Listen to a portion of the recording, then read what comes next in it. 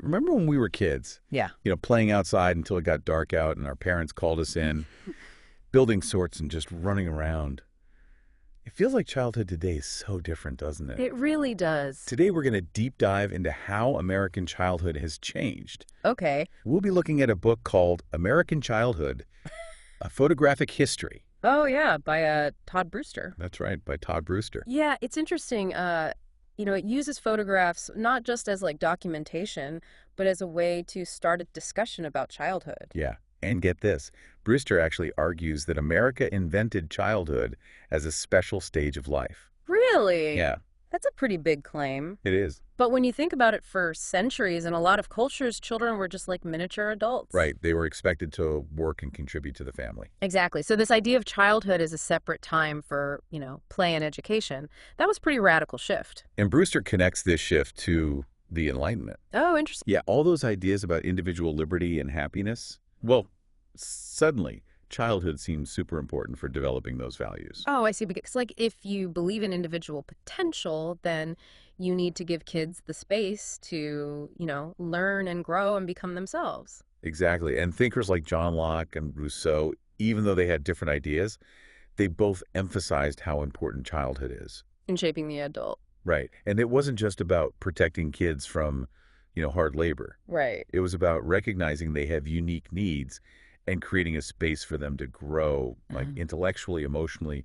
all of that. It's funny because it's like America decided to completely reinvent childhood. Totally. And what's fascinating is this was all happening at the same time as photography was emerging. Oh, wow. So we have this visual record of how childhood changed. Like a time machine almost. Right. So like early photos, they're often very formal. Yeah. Stiff portraits, kids are dressed up like little adults. It's like they were supposed to just fit in and not stand out. Ex- But as photography changed, we start to see more pictures of kids being kids. Playing around, running, laughing. Yeah, just like being goofy. Yeah, Brewster describes it as someone just flipped a switch and suddenly the children in photographs came alive. It really is a stark contrast. Yeah, and this visual shift, it reflects a deeper change in how society was starting to view kids. It's like people finally realized that children weren't just small adults, but unique individuals with their own thoughts and feelings. And I think those images played a big role in changing how people thought about childhood. For sure, they weren't just passive reflections. They helped to advocate for children's rights. Exactly. Like, think about the work of Louis Hine. Oh, yeah. His photos of child labor, they were so powerful. They exposed the terrible conditions kids were working in. Exactly, in factories, mines. And those photos really sparked outrage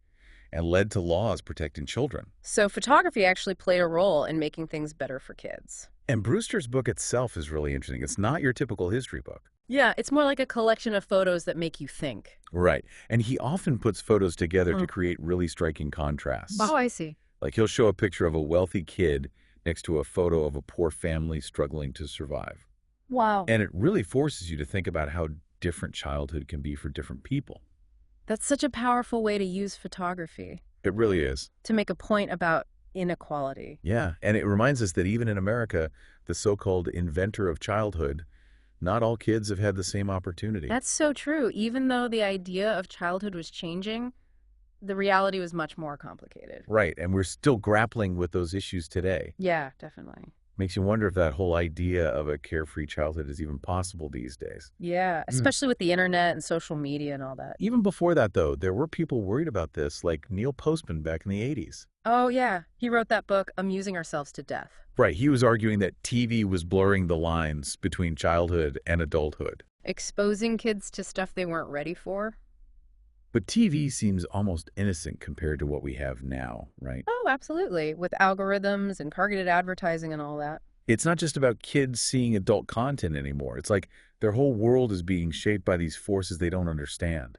That's a good point. It's like, how can they develop their own identity when they're constantly being bombarded with messages and targeted ads? And it's not really a political issue, is it? I mean, it seems like everyone agrees kids deserve some kind of protection. Yeah, I think so. It's about finding that balance between, giving kids access to technology, but also making sure they're not overwhelmed by it. So how do we do that? I mean, where do we even start? Well, I think we need to be more aware of the potential downsides of technology. Like setting limits on screen time and stuff. Exactly. And making sure kids still have opportunities for like unstructured play, you know? Like playing outside and using their imaginations. Yeah, because there's a lot of research showing that too much screen time can be harmful for kids' development. It's like we're raising a generation of kids who are really good with technology. But maybe they're missing out on some of those basic skills that come from playing and interacting with the real world. Like social skills and creativity, Exactly. And that has implications not just for individual kids. but for society as a whole. Right. Because think about it, innovation and problem solving, all those things, they come from being able to think for yourself and work with others. And those are skills that you learn through play and exploration. Exactly. So it's not just about nostalgia, Yeah. It's about recognizing that there's something valuable about those experiences that we don't want to lose. It's not all doom and gloom, though, right? Mhm. I mean, we're not saying get rid of technology altogether. Of course not. It's about finding ways to use it wisely. So how do we do that? Well, I think a big part of it is being more mindful about how we use technology ourselves. Like setting a good example for our kids Exactly. And also talking to them about technology and helping them understand how it works. so they can be more critical consumers of information. Right. And also making sure they have plenty of opportunities to just be kids. To play outside and use their imaginations and explore the world around them. Exactly. Because at the end of the day, that's what childhood is all about. I don't know. It kind of feels like we're at a turning point here. We have this idea of childhood being this protected space for kids to grow and learn, but the world's changing so quickly. I agree. It is a challenge. How do we even make sure that kind of childhood can still exist? Well, I think first we just have to admit that it is a challenge, that it's not going to just work itself out. Right. We can't just ignore it. Exactly. We have to be really deliberate about how we shape childhood in this new digital world. So you're not saying we should like ban all technology or something? No, of course not. It's about using it in a smart way, setting boundaries. And making sure kids can still, play outside and have those real world experiences. Right, exactly, because all those things help them develop important skills. And we're talking about childhood being different for every kid. Oh, yeah, absolutely. Different kids need different things. So it's not like a one-size-fits-all approach. Right, you have to be flexible. At the end of his book, Brewster asks a really interesting question. Oh, yeah. He says, what does your ideal childhood look like? That is a good question. And it's not just for parents to think about, right? Right. It's for all of us. Exactly. What kind of world do we want kids to grow up in? Makes me think about my own childhood. Yeah. Some of my favorite memories are of like building forts in the woods with my friends Oh, yeah? or exploring the creek behind our house. Just being free to roam around. Yeah, and just using my imagination.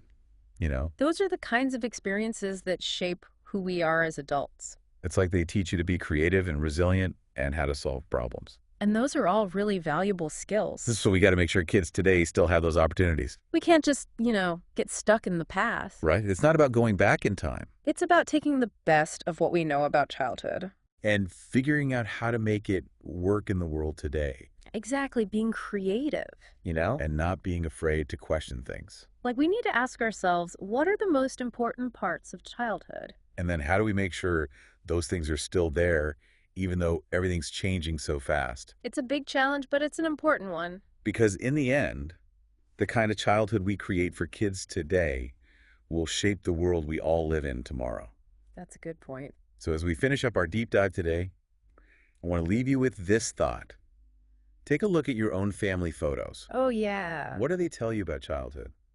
About how things used to be. And what kind of story do you want to create for the future? That's a powerful way to think about it. And if you're interested in exploring these ideas further, I highly recommend checking out Brewster's book, American Childhood, A Photographic History. It's a great book. It really makes you think about how important childhood is. And for more deep dives into fascinating topics like this, well, you know where to find us. Until next time, keep exploring, keep asking questions. And keep diving deep.